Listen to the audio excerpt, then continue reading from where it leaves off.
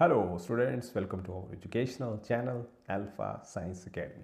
तो कैसे हैं आप सब लोग? खैरियत से हैं, खुशबाश हैं? ये वाली वीडियो स्पेशली उन बच्चों के लिए है, उन स्टूडेंट्स के लिए है जो कल के एंट्री टेस्ट में अपीयर होने जा रहे हैं। जी हाँ, कल यानी 13 नवंबर 2022 को आप लोगों का एमडी कैट का टेस्ट होने जा रहा है। तो मैं चाहता हूँ आप लोगों को चंद एक ऐसी ज़रूरी बातें बताई जाएँ जो कि आपके पेपर के लिए बहुत ज़्यादा हेल्पफुल साबित होंगी। तो मैंने 10 मुख्तलिफ पॉइंट्स, जी हाँ 10 पॉइंट्स मैं आप लोगों को बताऊंगा जिनको आपने ना सिर्फ के नोट करना है बल्कि इनको फॉलो भी करना है। तो मेरे ख्याल में आप बहुत अच्छे मार्क्स ले पाएंगे इंशाल्लाह ताला। सबसे पहली बात जो है वो ये है कि आपको पता होना चाहिए कि पेपर कितने मार्क्स का है। जी हाँ, पेपर 200 MCQs का है, यानी 200 मार्क्स का है।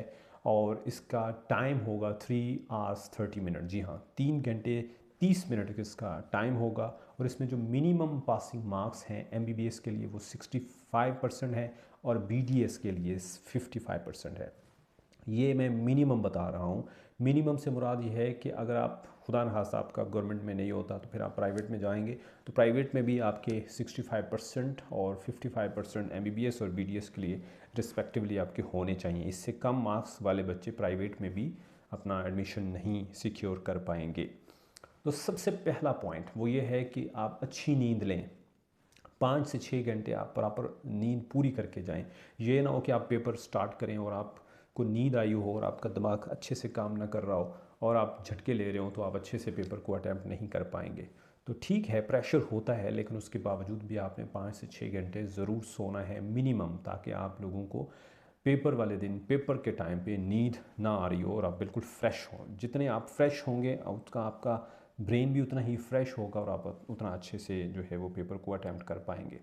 दूसरी जो चीज़ है वो ये है कि अपना सिलेबस सारा तो रिवाइज़ नहीं हो सकता, लेकिन जो कीवर्ड्स और की पॉइंट्स आपने नोट करके रखे होंगे हर सब्जेक्ट के, उनको एक दफ़ा से देख लें। खासकर जो कॉन्स्टेंट्स होते हैं, इक्वेशंस होती हैं, केमिकल रिएक्शंस होते हैं, कुछ टर्मिनोलॉजीज़ होती हैं जिनके नाम याद रखने होते हैं, कुछ लॉजिकल रीजनिंग में कुछ टेक्निकल पॉइंट्स हैं जिनको यकीनन आपने एक फ़हरिस्त तैयार की होगी जिसके मुताबिक आपको लगा होगा कि यार ये वाले जो पॉइंट्स हैं इनको मुझे रिवाइज़ करके जाना चाहिए। तो उनको लाजमन आप रिवाइज़ करें। और अपने टेस्ट का जो आपकी जो जगह है वहाँ पे इन टाइम पहुँचे। ये ना हो कि उधर आपका टेस्ट शुरू होने वाला हो और आप जल्दी जल्दी में दौड़ लगाई हो। टाइमली जो है वो घर से निकलें, आधा पौना घंटा एक्स्ट्रा रख के निकलें और वहाँ जा कर के अपना, ताकि आपको तसल्ली हो कि हाँ अभी मैं अपनी टेस्ट वाली जगह पे टाइम पे पहुँच गया हूँ। तीसरी जो बहुत इंपॉर्टेंट बात है वो ये है कि स्टे कूल एंड काम। ये दुनिया का ज़िंदगी का आखिरी टेस्ट नहीं है।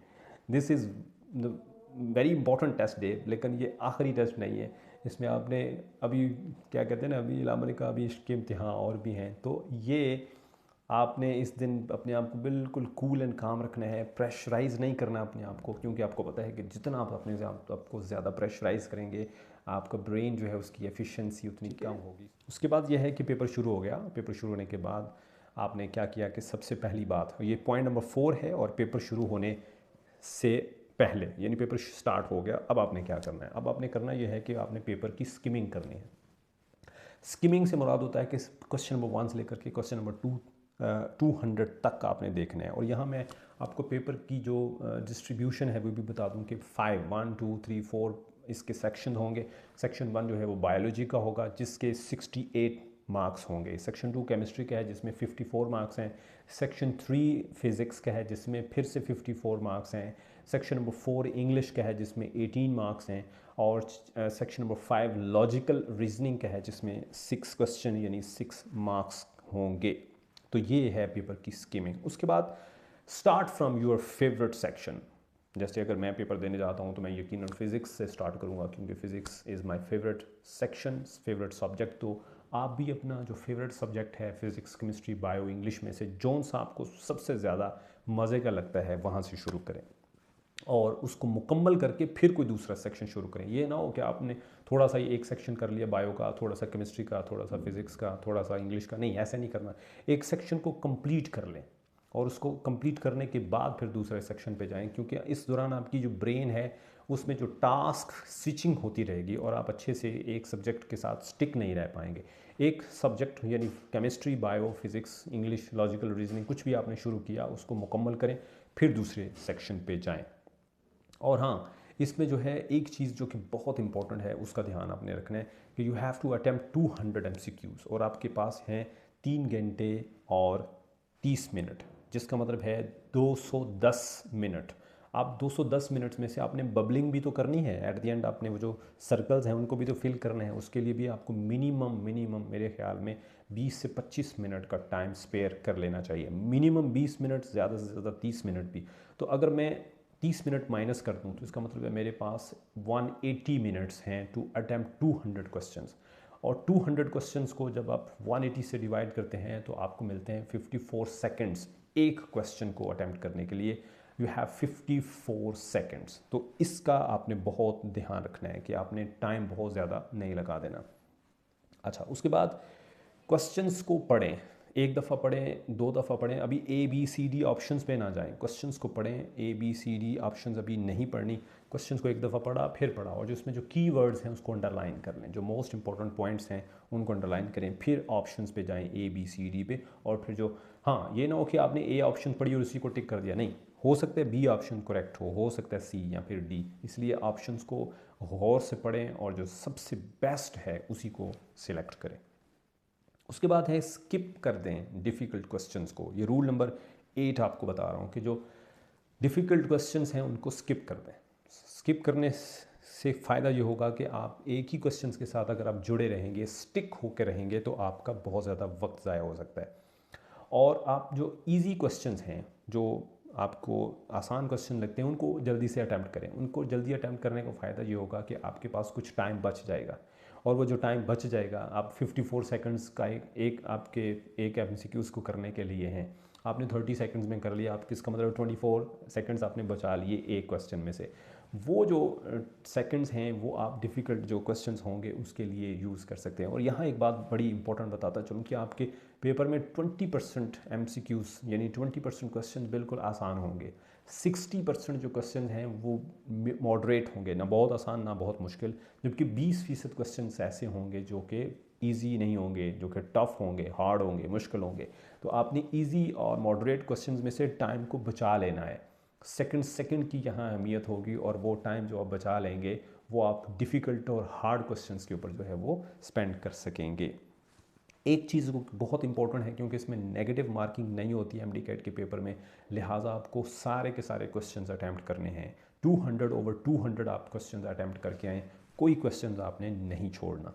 उसके बाद यह है कि रूल नंबर 9 ये है कि आपने, जैसे मैंने पहले बताया, कि आपने टाइम बचा लेना है। मिनिमम 20 to 25 मिनट्स आपने बचा लेने हैं। किसके लिए? आपने आंसर शीट के ऊपर जो सर्कल्स हैं उनको फिल करने के लिए, बबल्स, उनको बबल शीट कहते हैं, उसमें बबल्स जो हैं उनको फिल करने के लिए आपको टाइम बचाना है। और हाँ, एक काम जो कि बहुत ज़रूरी है वो ये है कि आप पहले अपने 200 क्वेश्चंस को कर लें, फिर आप बबल शीट की तरफ जाएं। आप ये ना करें कि आपने एक क्वेश्चन किया, फिर बबल शीट फिल की, फिर दूसरा किया, फिर बबल शीट फिल की। ऐसे करने से आपके ब्रेन में स्विचिंग होती रहेगी 2 डिफरेंट टास्क्स के दरमियान। तो आपका ध्यान जो है, आपकी अटेंशन और आपका फोकस जो है वो स्प्लिट हो जाएगा 2 मुख्तलिफ जगहों पे। तो ऐसा मत करें।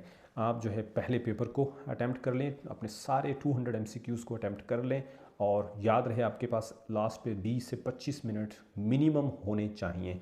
आपके बबल शीट को फिल करने के लिए मिनिमम 20 मिनट होने चाहिए।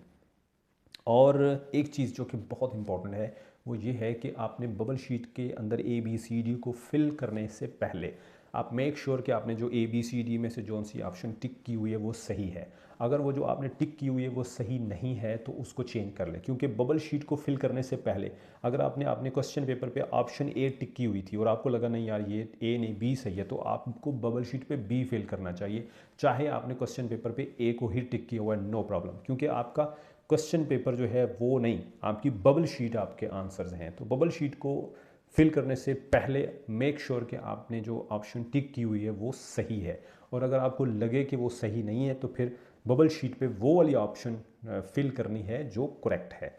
इससे कोई फ़र्क नहीं पड़ता कि आपने क्वेश्चन पेपर के ऊपर कौन सी ऑप्शन को टिक किया हुआ था। ओवर राइटिंग और कटिंग नहीं करनी। यानी ये इसलिए बता रहा हूँ कि आपने बबल शीट में से ए को फिल कर दिया और आपको बाद में लगा हो ये बी सही था या सी या डी में से कोई सही था, तो आपने उसको भी फिल कर दिया। ऐसा नहीं करना। जो एक दफ़ा फिल कर दिया उसी को रहने दें। आप अगर सही है तो सही है, गलत है तो भी गलत है। और हाँ, एक चीज़ जो कि बहुत इंपॉर्टेंट है वो ये है कि बच्चे पेन ऐसा लेके जाते हैं जिसकी निब जो है, जिसकी ये जो नोक है, सिक्का है, वो बहुत बारीक होता है और वो बबल जो है उसको फिल करने में, एक बबल को फिल करने में 1 मिनट लगा देते हैं। भाई इतना टाइम नहीं होगा। कोशिश करें कि आप एक ऐसा मार्कर लेके जाएं जो कि मैं कहूँगा कि ऐसा पेन होना चाहिए आपको जिसकी नोक काफ़ी मोटी हो। मैं अगर पेपर देने जाऊँगा तो मैं तो बोर्ड मार्कर लेके जाऊँगा और उसको बस एक दफ़ा ऐसे ज़ोर से प्रेस करूँगा और या उसको एक दफ़ा ऐसे करूँगा तो वो फिल हो जाएगा। तो हाँ, फिल करते दौरान आपने बबल को खाली भी नहीं छोड़ना और बबल से बाहर भी नहीं जाना। इन चीज़ों का भी ध्यान रखना है।